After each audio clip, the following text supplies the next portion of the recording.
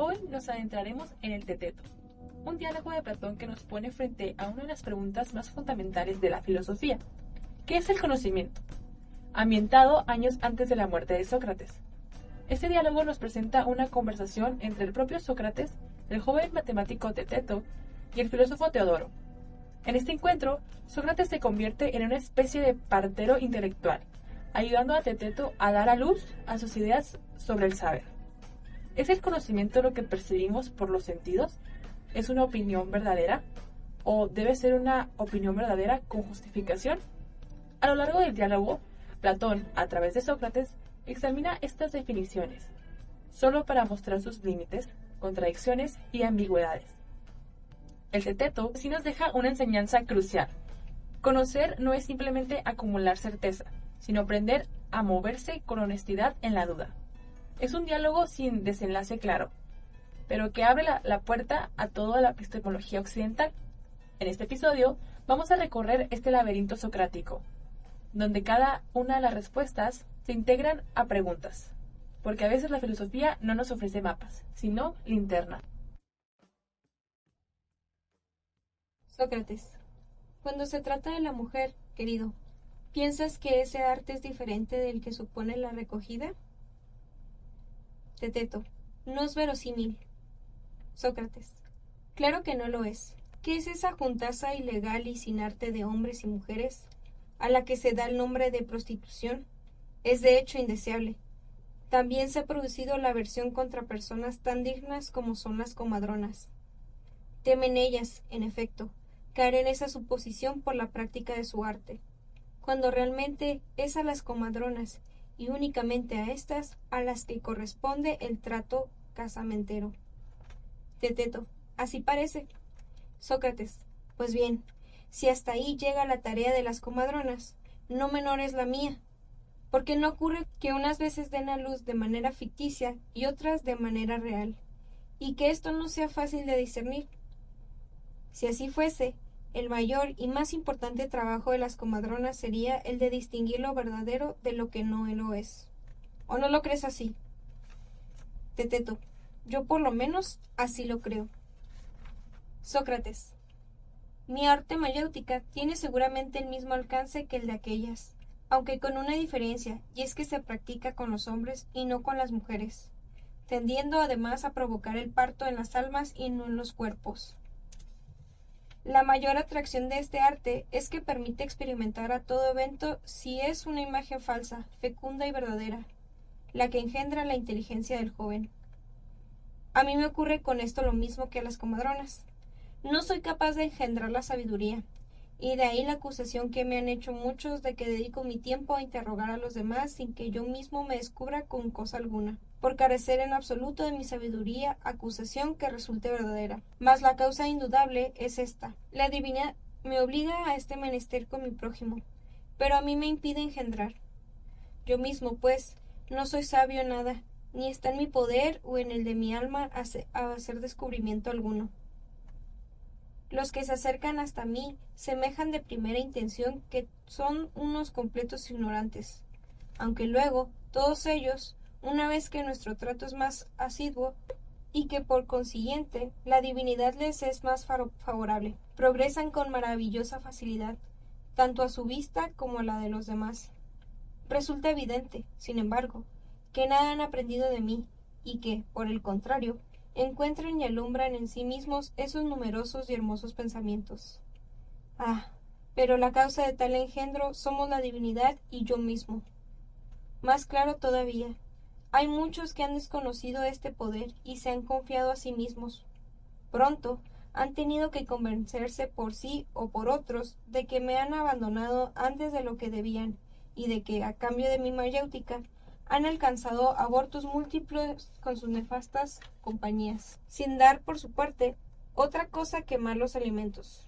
Y haciendo más caso a las falsas apariencias que a lo verdadero, no consiguieron sino la calificación de ignorantes, tanto para sí mismos como para los demás. En este número hemos de contar a Aristides, hijo de Lisimaco, y a muchos otros. Todos ellos, cuando vuelven de nuevo para implorar mi amistad, cometen innumerables extravagancias, y con unos El Espíritu Divino me prohíbe toda relación, mientras que con otros accede a su trato y a que por medio de él florezcan otra vez espléndidamente. La experiencia de los que tienen relación conmigo es análoga a la de las mujeres en trance de dar a luz. Sienten en efecto los mismos dolores, llegan al colmo de su perplejidad y los tormentos que les dominan de día y de noche son mucho más fuertes que los de aquellas mujeres. Y mi arte, precisamente, es capaz de despertar o de adormecer estos dolores, con este tratamiento aludido. Sin embargo, hay algunos, Teteto, que no parecen encerrar fruto. Sé bien que estos no me necesitan en nada, pero les prodigo mi benevolencia y con la ayuda de la divinidad prejuzgo casi exactamente cuál es la compañía que les conviene. Así, a unos les he entregado a Pródico, y a otros hombres sabios y de inspiración divina. Mas, ¿a qué viene, querido, toda esta información? Mi sospecha, y en esto concuerdo contigo, es que tú mismo estás entrando en los dolores de la gestación. Entrégate, pues a mí, como el hijo de una comadrona, que quiera ser a la vez de comadrón, contesta ahora mis preguntas con el mejor celo y disposición.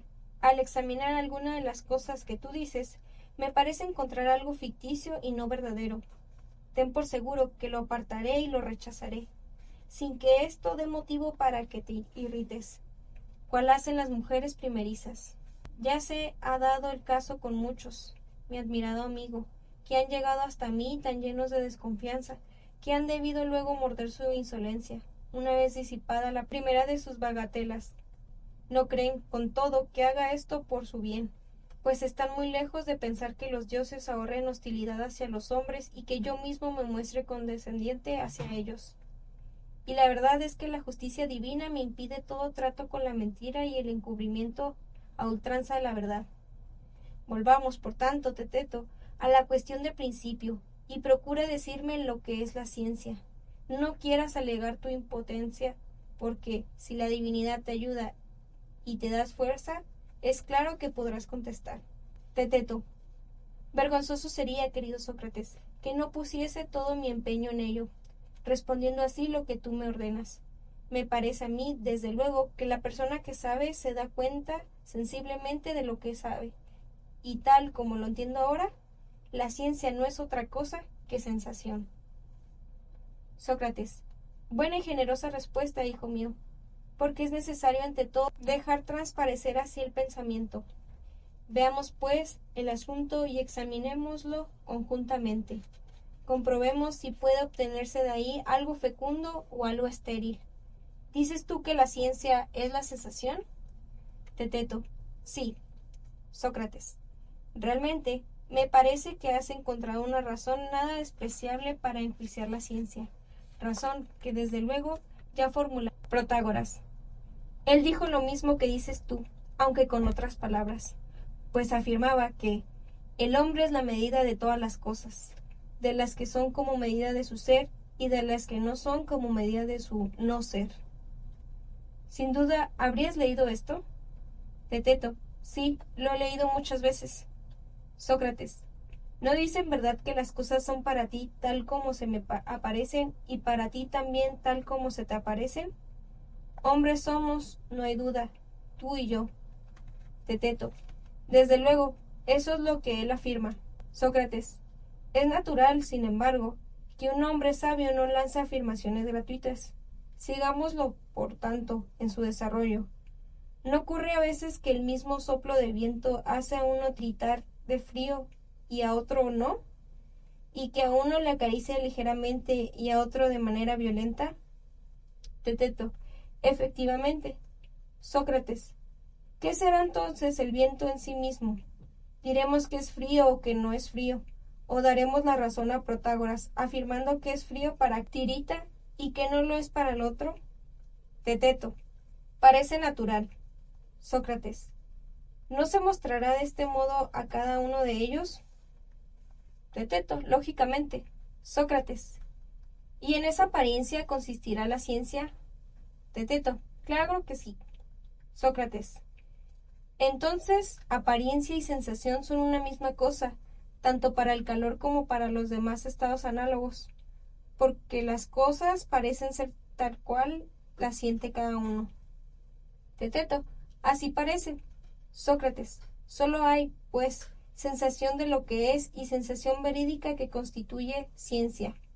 Teteto, no cabe duda. Sócrates, admitiremos por las gracias que este Protágoras era un compendio de sabiduría que hablaba enigmáticamente a la chusma y a nosotros mismos, en tanto a sus discípulos enseñaba la verdad envuelta en el misterio. Teteto, ¿qué quieres decir con esto, Sócrates? Sócrates, te lo haré presente de manera aceptable, como lo que es en sí y por sí nada es. No existe cosa alguna que pueda ser denominada rectamente. Supón tú consideras algo como grande. Nada impide que aparezca como pequeño, si pesado, que se nos muestre como ligero. Con todo ocurriría exactamente igual, porque de ningún ser podrás afirmar la unidad ni cualidad individual alguna. Todo lo que nosotros decimos que es un resultado de la traslación de la mezcla y del movimiento mutuos. De ahí que nuestra afirmación sea falsa, porque nada es jamás, sino que siempre está en devenir.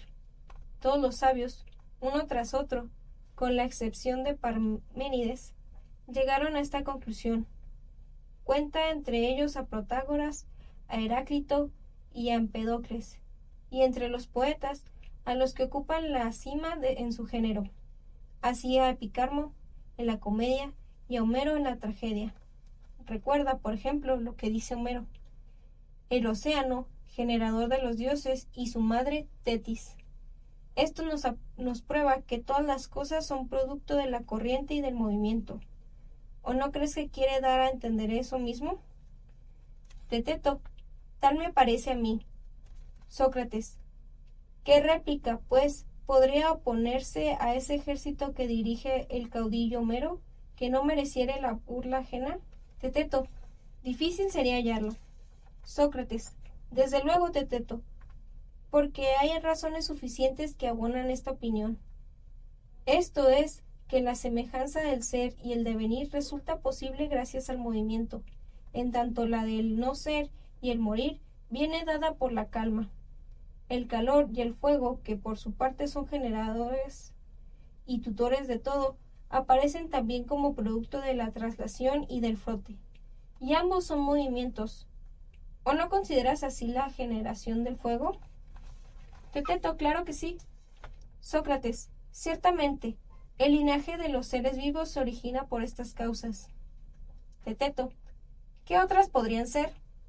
Sócrates, bien, veamos ahora. ¿No se destruye la normal constitución del cuerpo por la calma y la pereza, y en tanto la gimnasia y el movimiento procuran su salvación? Teteto, sí. Sócrates, ¿y qué otra cosa ocurre con el alma? ¿No son el estudio y el ejercicio verdaderos movimientos los que le proporcionan las ciencias, la conservan en su estado y la vuelven mejor? Y al contrario, ¿no es la calma o ausencia de ejercicio y de estudio la que impide aprender o incluso le hace olvidar lo ya aprendido? Teteto, sin duda alguna. Sócrates, el movimiento, por tanto, es un bien tanto para el alma como para el cuerpo, y lo otro, todo lo contrario. Teteto, así me parece. Sócrates, tendría que decirte todavía que la calma y la bonanza en el mar y todos los estados semejantes, y aunque las diversas formas de reposo ocasionan descomposición y muerte, mientras que las demás cosas favorecen la conservación.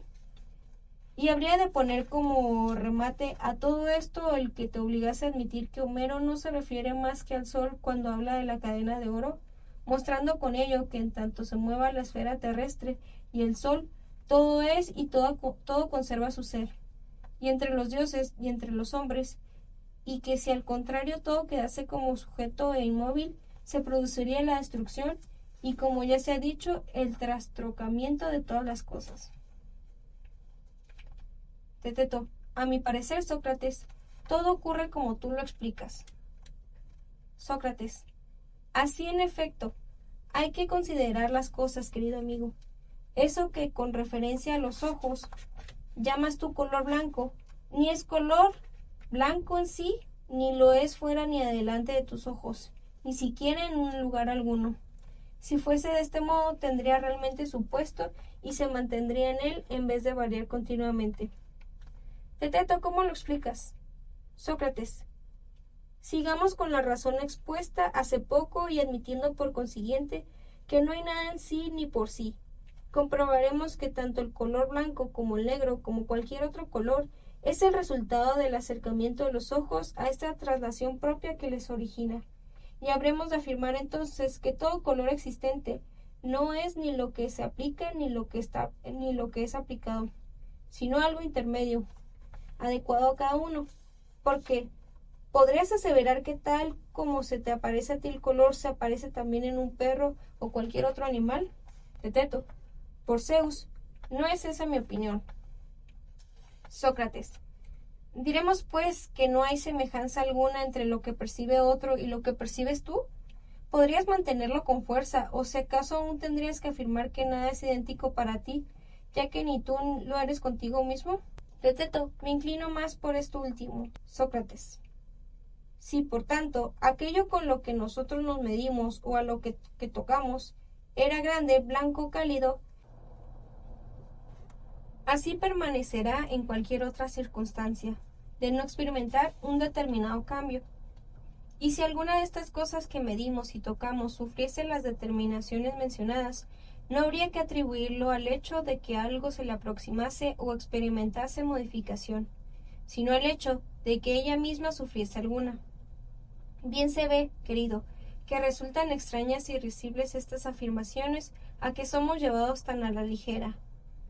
Protágoras y todos los que se le siguen las juzgarían de esta manera. Teteto, ¿qué es lo que quieres decir y a qué te refieres?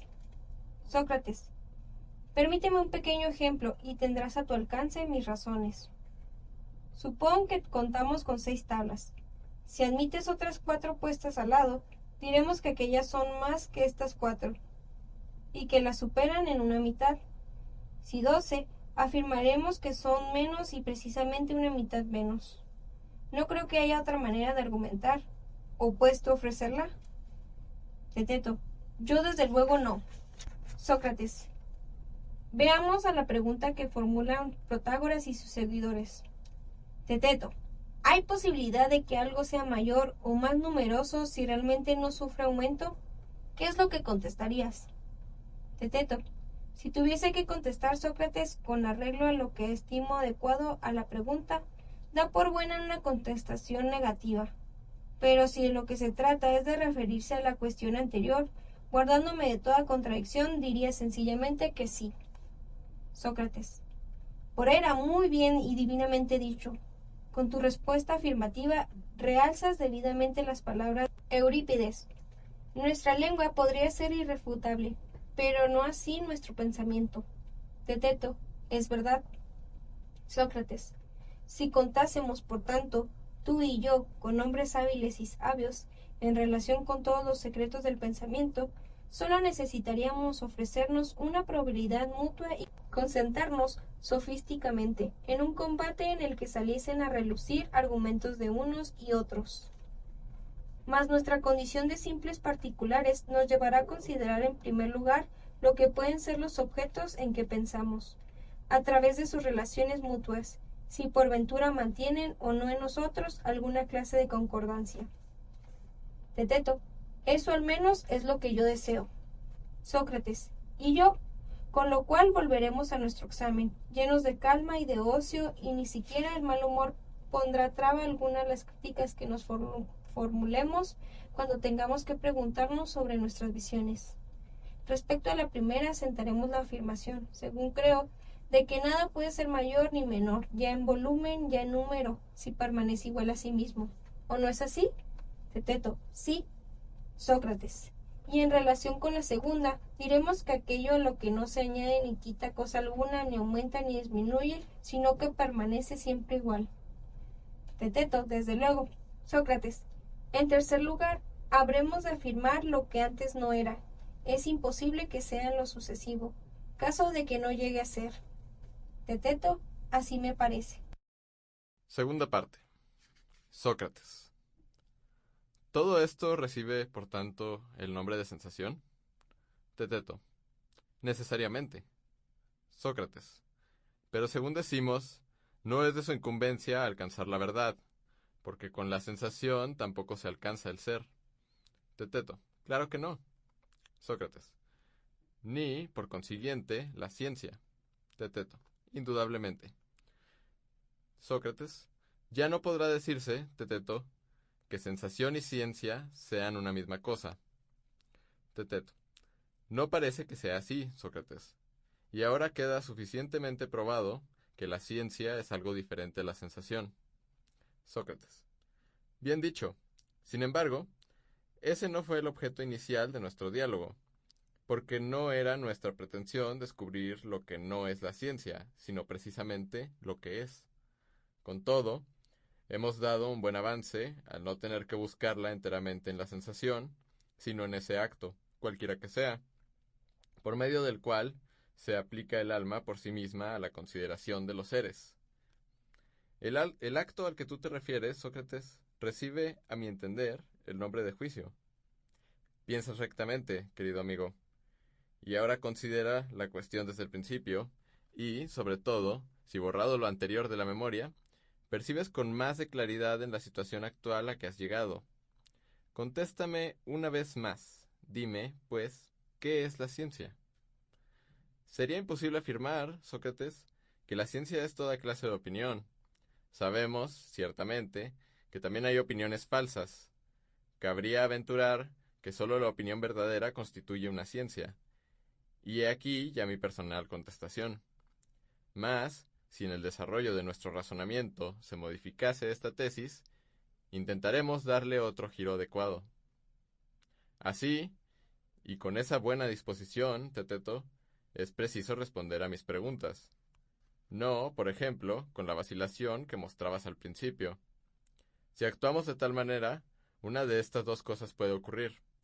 O bien encontramos lo que pretendemos, o no creemos estar en posesión de un saber que de ningún modo poseemos. Esta última ganancia tampoco sería desdeñable. Vengamos, por tanto, a tu respuesta. Si realmente existen dos formas de opinión, una verdadera y otra falsa, ¿consideras tú, en efecto, que la opinión verdadera es ciencia? Desde luego, y eso es, por lo pronto, lo que ahora me parece a mí. ¿Admitirás, sin embargo, que volvamos a tocar un punto en esta cuestión? Tú dirás cuál es. Una cosa me conturba todavía, que ya me llenó de preocupación en otras ocasiones. Me veo en la gran dificultad de no saber decir respecto a de mí mismo y respecto de otro, en qué consiste ese estado del alma que nos afecta y de qué modo se produce. ¿A qué te refieres? Me refiero concretamente a la opinión falsa. A pesar de todas las consideraciones, dudo todavía ahora si nos convendrá darla de lado o examinarla de manera distinta a como lo hemos hecho. ¿Qué duda hemos de tener, Sócrates, si este examen nos parece necesario? Porque, justamente, cuando hace poco hablabais, Teodoro, y tú, sin acritud alguna acerca del ocio, manifestabais que en tales circunstancias ninguna necesidad os apremiaba. Bien está que me recuerdes esto, pues posiblemente no se encuentre fuera de propósito el que volvamos de nuevo sobre nuestros pasos. Mejor será obtener alguna conclusión, por pequeña que sea, que tratar de muchas cosas y no ver claro en ninguna de ellas. ¿Qué quieres decir? Vayamos, ciertamente, al meollo de la cuestión. Cada vez que hablamos de opinión falsa y afirmamos que alguno de nosotros enjuicia erróneamente, en tanto que otro lo hace rectamente, ¿consideramos esta distinción como algo natural? Creo que sí. ¿No se repite en este caso la disyuntiva que se nos presenta en todo momento y que no es otra que la de saber o no saber? Dejo ya a un lado por ahora, como cosa intermedia entre ambos estados, el hecho de aprender y olvidar, que no viene a cuento en esta ocasión. Verdad es, Sócrates, que se da esa disyuntiva en todo momento, y que nada más queda por aclarar. Entonces, y por necesidad, todo juicio habrá de versar sobre lo que sabe o no sabe el que lo forma. No cabe duda. ¿Por qué es imposible tanto no saber lo que se sabe como saber lo que no se sabe? ¿Cómo no va a serlo?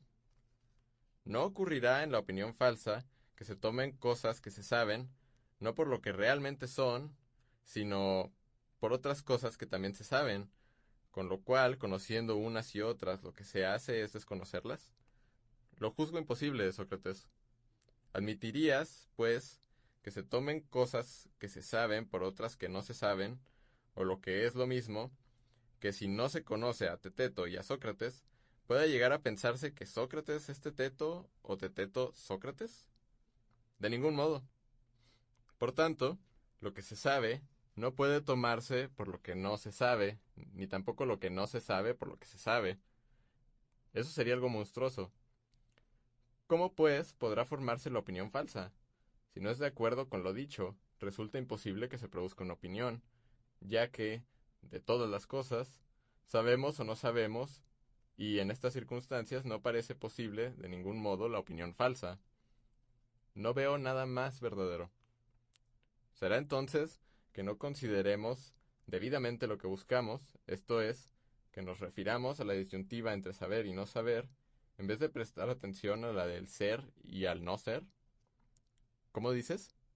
Una explicación muy sencilla podría ser esta, la de que, en cualquier caso, la opinión que afirma lo que no es, tiene que ser una opinión falsa, sea quien sea el que la forje. Eso parece verosímil, Sócrates. ¿Qué es lo que contestaríamos, Teteto, a quien nos pusiese la objeción siguiente? ¿Y es realmente posible para alguien, hasta el punto de que podamos admitir que haya un hombre que afirme lo que no es, ya refiriéndose a determinado ser, ya hablando de modo absoluto? Nosotros, a mi juicio, tendríamos que contestarle de esta manera. Sí, naturalmente, si este hombre lo cree así, y lo que él cree no es verdadero, ¿por qué? ¿Qué otra cosa podríamos decir? Tal habría de ser nuestra contestación. ¿Se da algún otro caso en que ocurra lo mismo? Tú dirás, por ejemplo, cuando se ve algo sin que realmente se vea nada. ¿Cómo es eso? Ciertamente, quien ve algo, ve en verdad algo que es. ¿O piensas acaso que lo uno puede incluirse entre las cosas que no son? Yo, desde luego, no. Admitido, por tanto, que el que ve algo, ve realmente algo que es. Así parece. Y el que oye algo, oye también algo que realmente es. En efecto, del mismo modo, el que toca una cosa que es, en tanto se ofrece una, sin duda. Y el que aventura una opinión, ¿no opina a sí mismo sobre algo?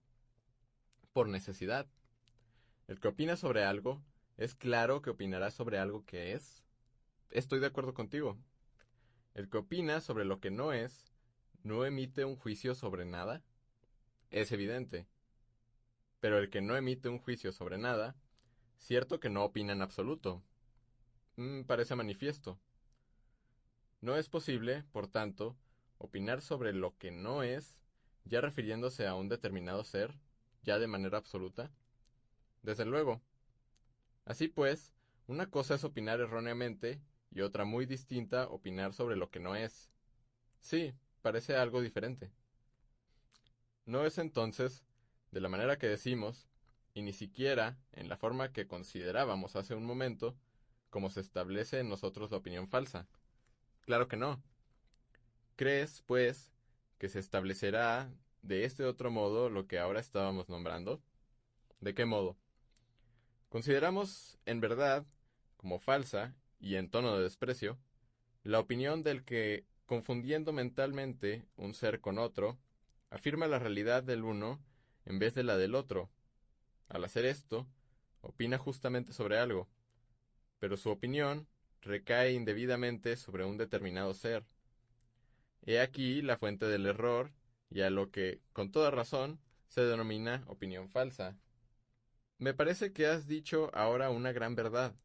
Cuando alguien estima, en efecto, que algo es feo, siendo en realidad bello, o que algo es bello, siendo ciertamente feo, entonces comete un verdadero error. Bien se ve ya, Teteto, que muestras desdén hacia mí y que no me temes ni un poco. Explícate mejor.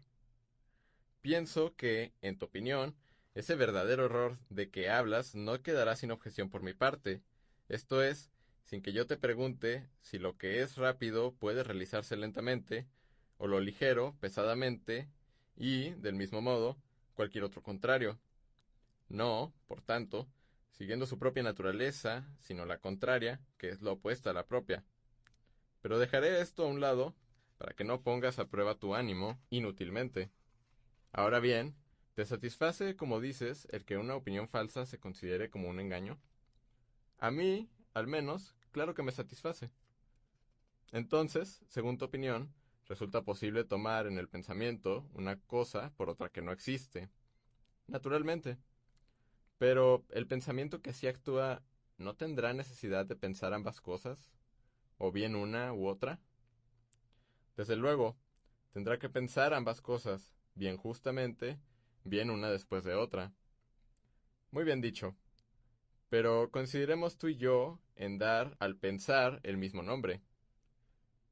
¿Y a qué llamas tú pensar? Para mí, el pensar es una especie de discurso que desarrolla el alma en sí misma acerca de las cosas que examina. Te doy a conocer esta opinión mía como si fueses un hombre ignorante. Así se me parece el alma en el acto de pensar. Esto, y no otra cosa, es el diálogo, o las preguntas y respuestas que el alma se dirige a sí misma, unas veces afirmando y otras negando. Mas cuando ha encontrado una explicación precisa, bien porque haya usado de un razonamiento lento, bien porque haya procedido con toda rapidez, entonces mantiene tajante su afirmación y aleja de sí la incertidumbre, alcanzando así eso que nosotros llamamos opinión. Entiéndase, pues, que el acto de opinar es para mí como un discurso, y la opinión de ese mismo discurso que se expresa, no ante otro y de manera oral, sino en silencio y ante sí mismo. ¿Coincides conmigo? Digo lo mismo. Todo aquel que toma una cosa por otra, afirma, pues, para sí mismo, según parece, que una y otra cosa no difieren en nada. ¿Qué quieres decir? Haz un poco de memoria, Teteto, y examina si te has preguntado a ti mismo con toda seguridad que lo bello es feo o lo injusto justo, y considera también, cuestión verdaderamente capital, si has procurado persuadirte a ti mismo de que, casi con toda certeza, lo uno es realmente lo otro. Pues yo pienso que, por el contrario, no has intentado decirte nunca, ni aun en sueños, que, sin discusión alguna, los números impares sean pares, o cosas por el estilo de estas. No bates caminado, Sócrates. ¿Podrías creer que algún otro hombre, en su sano juicio o en estado de locura, se atreviese a decirse en serio, o siquiera a tratar de persuadirse a sí mismo que, por necesidad, un buey es un caballo, o el dos es uno? Por Zeus, que no lo creería.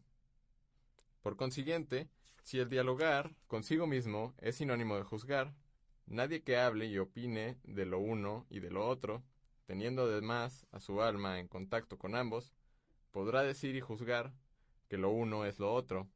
Preciso que me concedas lo que acabo de exponer, con lo que quiero afirmar que nadie opina que lo bello es feo u otras cosas por el estilo. Estoy de acuerdo contigo, Sócrates. A mí me parece que es verdad lo que dices. Resulta, pues, imposible que al opinar sobre dos cosas se piense que una de ellas es la otra. Eso parece. Tercera parte. Teteto. Me dirás ahora qué es lo que te propones enseñarme. Sócrates. Si esa adicción racional de la que hemos hablado, querido amigo, nos manda a que conozcamos, pero no a que formulemos una opinión sobre las diferencias. Buen negocio haríamos al considerar esta razón como la más hermosa de todas las razones científicas. Porque conocer, al fin y al cabo, no es otra cosa que apropiarse de la ciencia. ¿No estás conforme? Teteto. Sí. Sócrates. Por consiguiente, y según parece, ese hombre al que se le pregunte qué es la ciencia, contestará que es la recreta opinión acompañada del conocimiento de la diferencia. Esto sería, a su entender, la adicción de la razón. Es completamente simpleza, pues el que se nos diga a nosotros que buscamos la ciencia, que ésta no parece ser otra cosa que la recreta opinión con el conocimiento de la diferencia o de lo que queramos. En este caso, Teteto, la ciencia no podría ser la sensación, ni la recreta opinión, ni siquiera la razón que, por añaduría, viniese a unirse a esa opinión verdadera. ¿Estamos entonces queriendo en trance de parto y de dar a luz con respecto a la ciencia? ¿O, por el contrario, nos estamos encontrando libres de todo ello? Tetetu. Por Zeus, Sócrates, que me has hecho decir muchas cosas de las que yo sabía. Sócrates. Pues ten en cuenta que en todo esto nuestra arte mayéutica dice que no se nos logrará más que viento, y, en modo alguno, cosas que merezcan la pena. Teteto. Ciertamente. Sócrates. Si después de lo que queda dicho, Teteto, tratas de concebir o concibes realmente algo mejor, no cabe duda de que habrás alcanzado la plenitud de la ciencia a través de este examen. Pero si en cambio permaneces vacío de todo, entonces serás menos pesado para los que frecuentan tu trato, e incluso más humanos, porque ya no pensará que sabes lo que realmente no sabes. Ese es todo el poder de mi arte. Nada más pretende ni me lleva tampoco a conocer lo que saben todos esos hombres, que fueron y aún son hoy grandes y admirables. Ah, pero este arte mayéutico mi madre y yo lo hemos recibido de Dios. Ella lo emplea con las mujeres, en tanto yo hago uso de él con los jóvenes nobles y hermosos que existen. Ahora, sin embargo, debo comparecer en el pórtico del rey para contestar a la acusación de Melitos. Mañana, al romper el día, Teodoro, volveremos a encontrarnos aquí.